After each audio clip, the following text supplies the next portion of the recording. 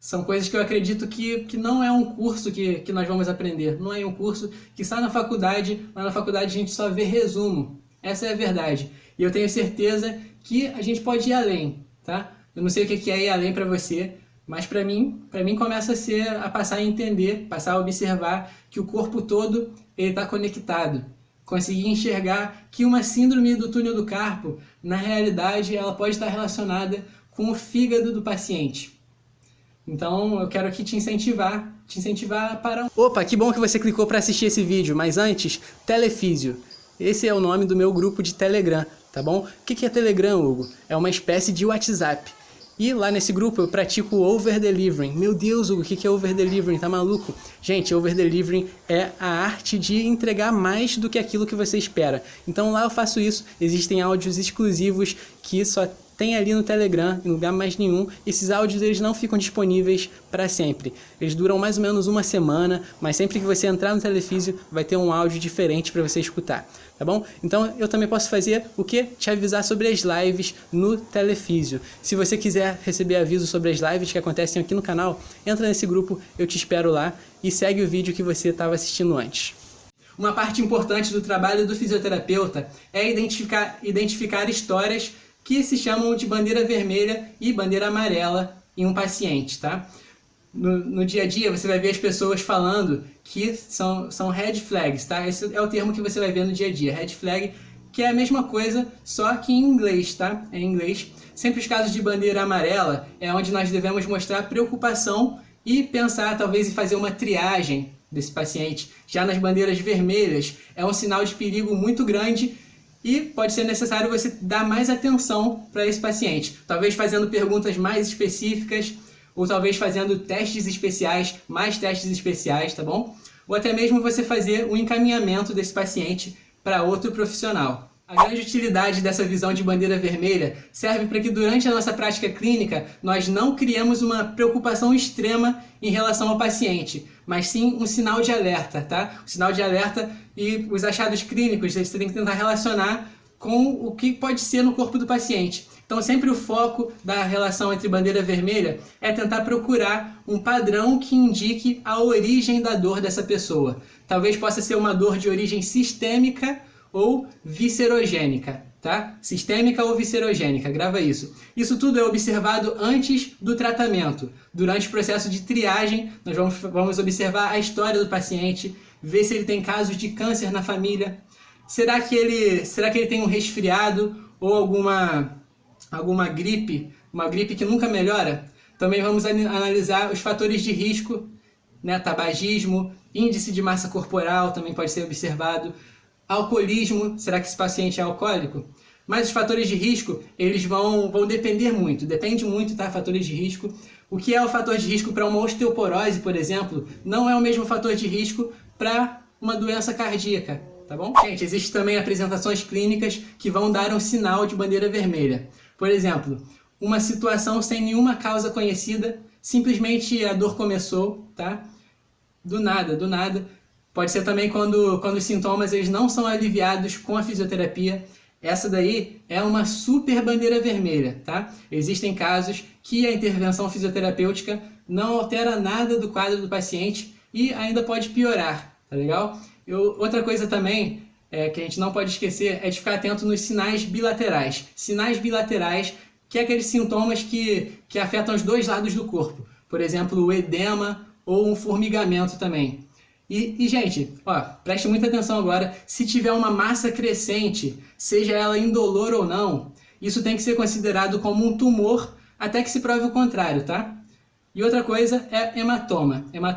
O hematoma ele nunca pode aumentar. O padrão de um hematoma comum é diminuir. Caso contrário, ativa a bandeira vermelha.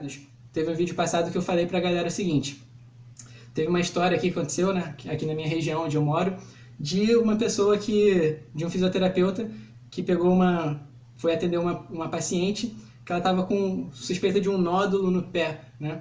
Aí o fisioterapeuta foi lá e começou a passar ultrassom, achando que era só um nódulo, entendeu?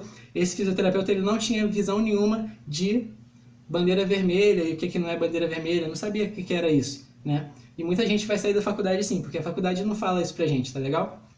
E uma coisa que também pode nos ajudar muito lá no campo de batalha da fisioterapia é conhecer os padrões de dor, tá? Isso daí vai dar uma confiança pra gente, porque nós vamos saber o tipo de dor que nós vamos estar tratando.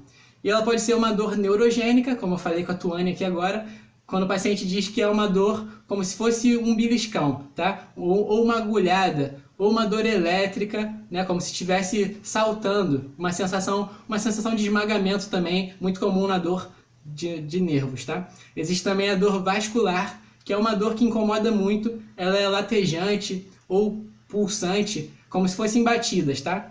E agora a dor músculo-esquelética é uma dor mais pesada, tem uma sensibilidade maior, pode ser mais profunda também e com presença de cãibra. Além dessas, galera, é importante saber sobre a dor emocional, que ela também afeta o corpo, e ela é uma dor que o paciente não vai ter palavras para descrever, não vai ter palavras não, ele vai dizer que é uma dor assustadora, uma dor torturante, talvez uma dor deprimente e cansativa também. Então vamos ser nesse estilo que o paciente vai relatar para a gente. Isso é dor emocional. Gente, a apresentação de um único sinal de alerta com bandeira vermelha ou amarela geralmente não provoca muita atenção médica imediata, tá? Então, qualquer alerta de sinal que exista no paciente precisa ser analisado de acordo com a realidade da pessoa, tá? O momento de examinar com mais cuidado é quando estão presentes esses fatores de risco para doenças específicas, ou quando há um grupo de 3 ou mais sinais de alerta com bandeira vermelha, tá? Quando eles estão presentes, 3 ou mais, ou então quando todos os fatores de risco para uma doença sistêmica estão presentes, juntamente com a bandeira vermelha, aí sim a gente pode estar prestando bastante atenção nesse momento. E às vezes, quando tem tudo isso, galera, às vezes quando tem as bandeiras vermelhas, quando tem todos os sinais, isso não vai justificar o encaminhamento do paciente que estava no fisioterapeuta para o médico, tá? Tudo depende de cada caso e de cada pessoa. Então, gente, essa coisa de bandeira vermelha na fisioterapia está muito relacionada com outro vídeo que eu fiz, que você pode assistir depois, se quiser. Bandeira vermelha tem muito a ver com tomadas de decisões clínicas, porque cada vez em que nós vamos tratar alguém, nós escolhemos isso, tá? Então, sempre tem o fenômeno que, quando o paciente chega, sempre tem um fenômeno que é uma decisão que o fisioterapeuta vai tomar entre se ele vai fazer um tratamento ou se ele vai fazer um encaminhamento, tá? É uma decisão, tomada de decisão clínica. E o que vai influenciar a escolha de um ou de outro é a história do paciente, o padrão de dor que ele tem, tá?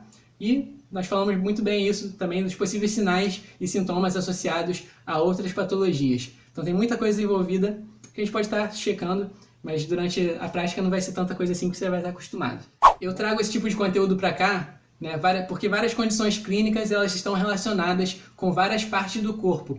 São coisas que eu acredito que não é um curso que nós vamos aprender, não é um curso que está na faculdade, lá na faculdade a gente só vê resumo. Essa é a verdade. E eu tenho certeza que a gente pode ir além, tá? Eu não sei o que é ir além para você, mas para mim começa a passar a entender, passar a observar que o corpo todo está conectado. Conseguir enxergar que uma síndrome do túnel do carpo, na realidade, ela pode estar relacionada com o fígado do paciente. Então, eu quero aqui te incentivar a parar um pouquinho, para um pouco e pensa, qual área que você vai trabalhar? Qual é a área que você vai trabalhar? Talvez seja com o ombro, né, como é o meu caso, tenho vontade de trabalhar com o ombro. E eu sei que o ombro é uma das principais regiões que tem bastante bandeira vermelha. Talvez você queira trabalhar com fisioterapia pélvica, talvez, e observa a complexidade que existe ali no assoalho pélvico. Enfim, coisas muito importantes, muito importante que ninguém fala pra gente, talvez você só veja por aqui. Tá legal? Neuroplasticidade é um fenômeno sensacional que acontece. Eu tenho um vídeo de 1 minuto só sobre isso, tá legal? Esse é o assunto preferido que eu tenho, sobre o corpo humano, tá? Neuroplasticidade, ela está presente em tudo que você faz. Se você for aprender a tocar um violão, dentro do seu cérebro está acontecendo neuroplasticidade, tá? São as conexões que o cérebro faz, novas conexões, novas sinapses, entendeu? Para você ter uma nova habilidade. E isso também serve para o sistema motor. Quando você vai chutar a bola para jogar futebol, você vai chutar a bola, a partir daquele momento que você nunca chutou a bola, você teve o primeiro contato com aquele tipo de movimento, teve um tipo de sinapse que foi formado no seu cérebro, tá? Cada tipo de sinapse tem um nome lá que a gente aprende, mas não vem ao caso agora. Mas aí, a partir do momento que você vai treinando aquele chute, aperfeiçoando aquele chute, as conexões elas vão ficando melhor e você desenvolve uma habilidade motora. O mesmo caso acontece com a Tuane aqui. A Tuane ela teve um problema a nível de T1 e T2, tá? Eu não sei se foi um rompimento, né, da medula, eu não estudei bem o caso dela, mas ela tem conseguido fazer movimentos muito legais. Isso daí significa que está acontecendo neuroplasticidade, onde o nervo ele foi afetado, ele consegue se recuperar e transmitir informações para o músculo contrair e fazer um movimento, tá? Esse processo de regeneração do nervo é chamado de neuroplasticidade, tá bom? Opa, que bom que você assistiu o vídeo até aqui. Ó, para você que assiste meus vídeos até o final, você já deve saber, mas eu quero reforçar aqui. Existe um grupo de Telegram chamado Telefísio, onde eu tenho um contato direto com você. Lá é melhor do que depender do algoritmo do Instagram, melhor do que depender do algoritmo do YouTube. Então, se você quiser ter um contato direto comigo, entra no grupo de Telefísio que eu consigo te avisar quando que vai acontecer os eventos aqui. É incrível, tá bom? E quero te convidar também para me mandar uma mensagem. Eu respondo a todo mundo. Pode escrever um comentário que eu vou ler com carinho. Me manda um direct no Instagram também que eu vou conseguir te responder. E é isso aí. Abraços.